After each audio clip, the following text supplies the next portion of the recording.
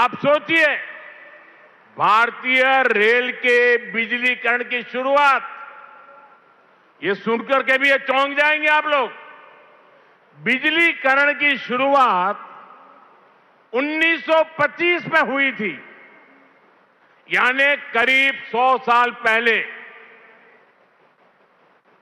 1925 से लेकर 2014 तक, यानी करीब 90 साल में पूरे देश का जो रेल नेटवर्क था, उसका सिर्फ 30%, 30%, एक तिहाई से भी कम रेल नेटवर्क का बिजलीकरण हो पाया था। 70% क्षेत्र डीजल से चलता था, और जिस गति से 90 साल में 30% काम हुआ, तो 100% होते होते 300 साल लग जाते, 200 और लगते। भारतीय बिजलीकरण रेलवे का शायद नहीं हो पाता, डीजल से ही रेल चलती। लेकिन बीते 12 वर्षों में भारत के करीब 99%, 99% रेल नेटवर्क का बिजलीकरण हो चुका है। हरियाणा में रेल नेटवर्क का 100% बिजलीकरण हो गया है। इस वजह से लड़ाई होने के बावजूद भी, तेल का संकट पैदा होने के बावजूद भी, भारत की रेल रुकी नहीं है, भारत की विकास की गाड़ी अटकी नहीं है। ट्रेनें निरंतर चलती रही। साथियों, रेल हो, रोड हो, कनेक्टिविटी का ऐसा काम सुविधा भी देता है और विकास की गति भी कई गुना बढ़ा देता है। आज जिंद जो इतने सारे हाईवे से जुड़ रहा है, अभी इस मंच से भी 3 बड़े प्रोजेक्ट शुरू हुए हैं।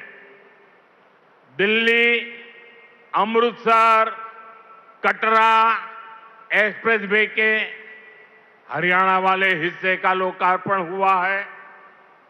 जींद गोहाना नेशनल हाईवे भी राष्ट्र को समर्पित किया गया है। इसके अलावा अंबाला काला आम 4 लेन से भी हरियाणा और हिमाचल दोनों राज्यों के लोगों को बहुत सुविधा होगी। साथियों, अब जींद देश का ऐसा जिला बन गया है जो 5 नेशनल हाईवे से कनेक्टेड है। ऐसी कनेक्टिविटी से यहां के किसानों और पशुपालकों की उपज को बड़ी मंडियों तक पहुंचाना आसान और सस्ता होगा। इससे उद्योगों को बल मिलेगा, पर्यटन को पंख लगेंगे और इससे बड़ी संख्या में नए रोजगार भी बनेंगे। साथियों, आप सभी जानते हैं, अभी मैं कुछ दिन पहले ही इंडोनेशिया, ऑस्ट्रेलिया और न्यूजीलैंड की यात्रा से लौटा हूं। वहां भारत ने अनेक तरह के समझौते किए, जिनकी बहुत चर्चा हुई है। लेकिन एक विषय ऐसा है जिस पर उतनी बात नहीं हुई। ये विषय मेरे देश के और विशेषकर हरियाणा के युवाओं से जुड़ा हुआ है, और वह विषय है खेलकूद, स्पोर्ट्स। साथियों, ऑस्ट्रेलिया और न्यूजीलैंड में वहां की सरकारों से स्पोर्ट्स को लेकर मेरी व्यापक चर्चा हुई है। इन दोनों देशों के साथ मिलकर आने वाले समय में हम स्पोर्ट्स इंडस्ट्री, खिलाड़ियों की ट्रेनिंग, ऐसे अनेक मामलों में बहुत सारा काम साथ मिलकर करने वाले हैं। इससे हरियाणा के युवाओं को भी बहुत लाभ होगा। साथियों, आज भारत में स्पोर्ट्स को फिटनेस और रोजगार का बड़ा माध्यम बनाया जा रहा है। हमारी सरकार ने नई नेशनल स्पोर्ट्स पॉलिसी, खेलो भारत नीति भी बनाई है। खेलो इंडिया अभियान से लेकर टॉप स्कीम तक आज खिलाड़ियों को अभूतपूर्व सुविधाएं मिल रही हैं। उन्हें हजारों रुपयों की आर्थिक मदद दी जा रही है। यहां हरियाणा में भी भाजपा सरकार खेल और खिलाड़ियों को बहुत प्रोत्साहन दे रही है।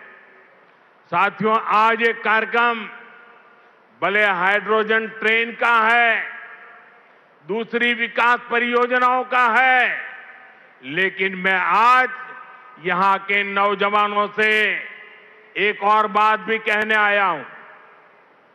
आप सभी जानते हैं, साल 2030 में भारत कॉमनवेल्थ गेम्स को होस्ट करने वाला है। 2036 में ओलंपिक गेम्स भारत में हो, इसके लिए भी हम पूरी तैयारी कर रहे हैं। इसलिए हर खिलाड़ी को जोरदार तैयारी करनी है, पूरा दमखम लगाना है। मैं आपको विश्वास दिलाता हूं कि डबल इंजन की बीजेपी सरकार आपको हर सुविधा देगी। और जो 36 के ओलंपिक को देखना चाहते हैं, आज जो 5 से 12-15 की उम्र के बच्चे हैं ना, हमें उस पर ध्यान केंद्रित करना होगा। और एक बात और भी बता दूं, आने वाले समय में अहमदाबाद में world police and fire games जो होने वाली है, मैं हरियाणा के साथियों से कहूंगा कि आप इसके लिए भी खूब तैयारी कीजिए। मुझे पक्का विश्वास है, हरियाणा के बेटे बेटियां हमेशा की तरह इनमें भी अपना परचम लहराएंगे। साथियों, हरियाणा की डबल इंजन सरकार सबका साथ सबका विकास के मंत्र पर चल रही है।